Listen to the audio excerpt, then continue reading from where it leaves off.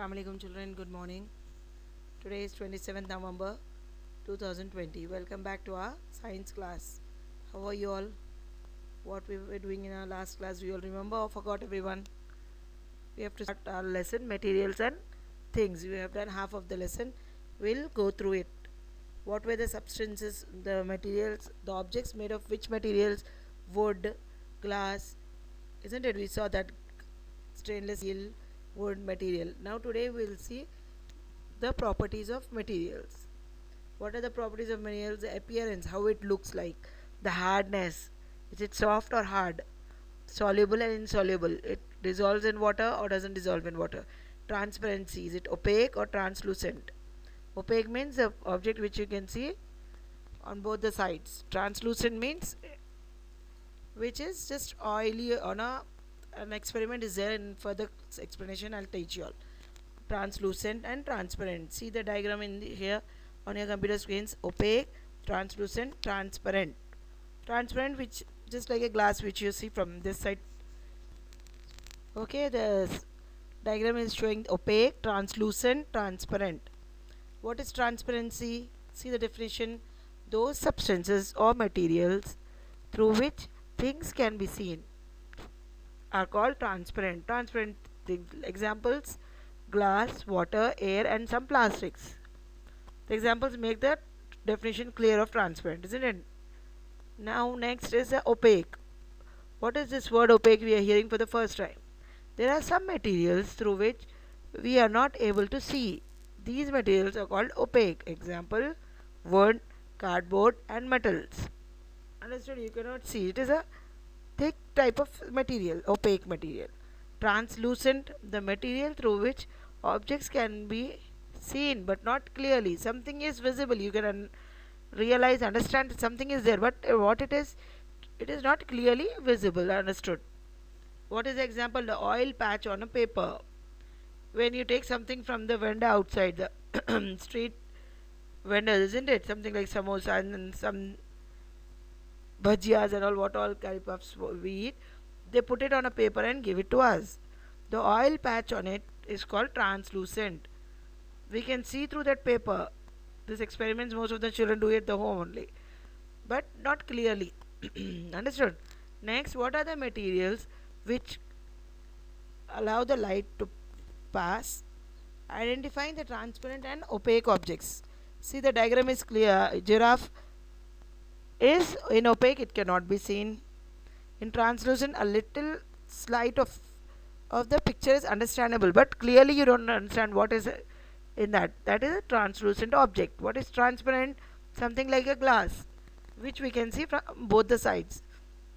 The objects now in our lesson, in our reader, there are few objects which we have to make a column like this and write objects: plastic, whether they are transparent or opaque, glass jar, steel plate, mirror, wooden door, or and polythene bag or paper. Now write, complete that and send it to me as homework. Don't again ask teacher, you did not send me homework. All 6th class children 10 times do calls and ask, isn't it? Because you don't listen to the audio properly. What is plastic? Transparent, right? Glass jar, transparent. Good. Steel plate, opaque. Mirror, transparent. Wooden door, I'm telling the answers. I did not write it, I'm telling it. Wooden door, opaque. Good. Polythene bag, transparent. Paper, opaque. Got it? Now, are we able to see through the paper? Can you see through the paper? Materials such as paper, paint, and biological tissue are opaque because the light that passes through them is scattered. Understood? The light is scattered. बिखर जाती है मतलब. Light is scattered in complicated and seemingly random ways. See the picture how the girl is seeing the light, the paper. When she moves near the bulb, it is clearly visible. When she randomly moves away from the light, it is not audible, it is not listenable. Like see, she cannot see it properly. Now the next experiment in our lesson is about a candle. Earlier when the power will go off or will be off or no current, what happens?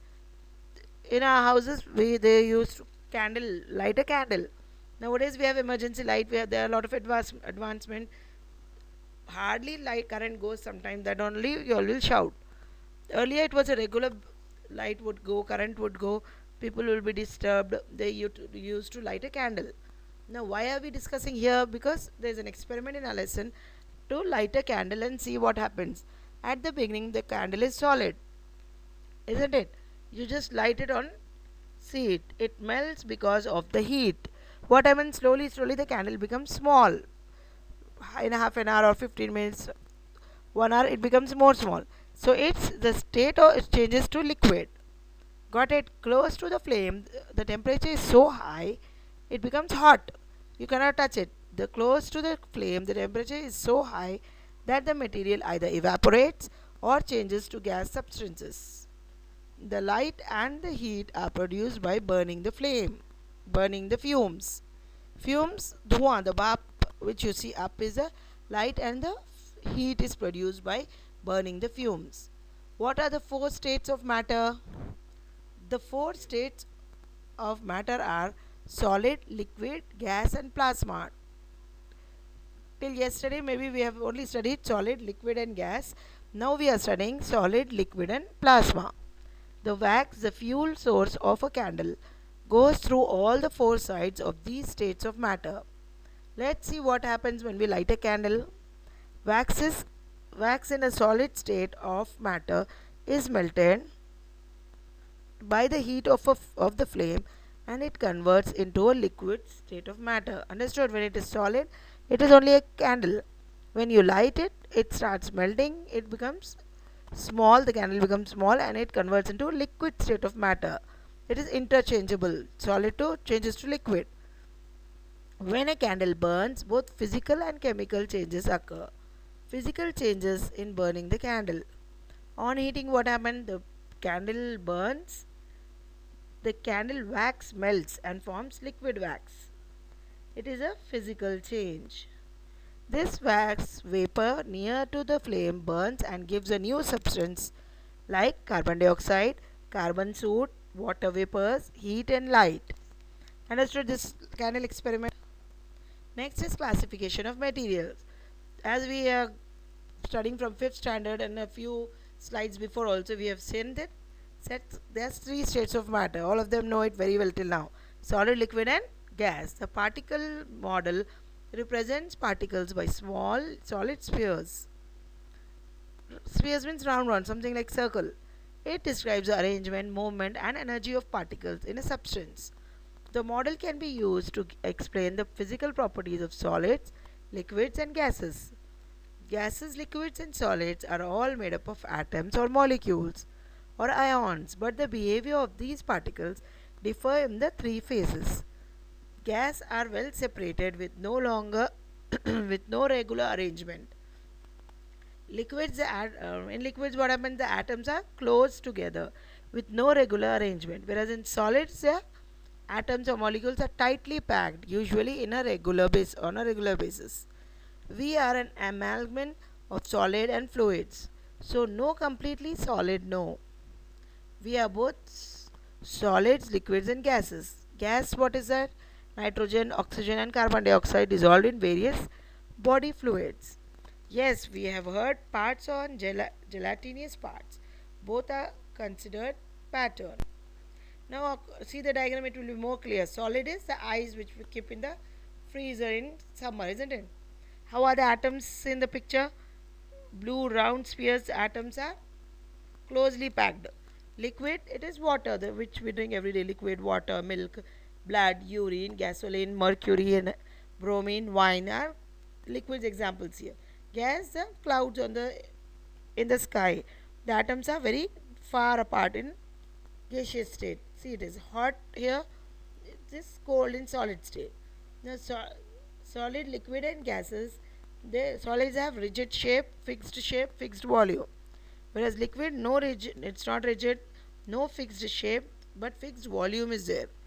Gases, they are not at all rigid, the atoms are very far apart, no fixed shape, no fixed volume. Now there are few examples which we see of solids, liquids, and gases here. Solids, what are they? Helicopter, clock, hammer, axe, car, bus, and all. Whatever liquids, coffee, water, in bathtub, the water in it, soup, sink water. Fruity, what we are drinking is liquid, isn't it? The melted snow, milk, beach, river, water.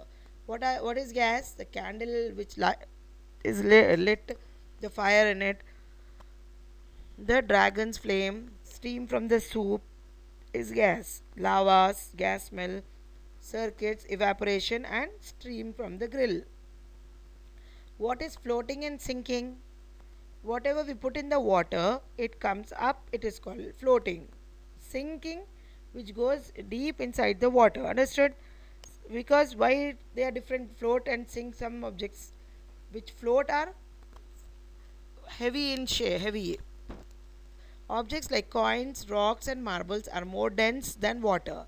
They will sink, they'll go down in the river or ocean, pond, whatever, or a glass. Whereas objects like apple, wood, and sponges are less denser than water. They are light in shape, they will float, they'll be up only. An object floats when the weight force on the object is balanced by the upward push of water on the object. If the weight force down is larger than the upward push of the water on the object. Understood? According to the weight of the object, it floats and sinks. Float means which goes down. Floats is which remains up on the ocean, sea, water, in a glass also. If it things which are up, which we can see it, are floating. Sinking means it goes down below, deep down. The iron, everyone have seen Kila, right? Iron. Does it sink or float? The density of mercury is higher than iron, while the density of iron is higher than the water. So iron floats in mercury, but sinks object floats when the weight force on the object is balanced by the upward push of the water. The upward push is, we have a word for substance that forms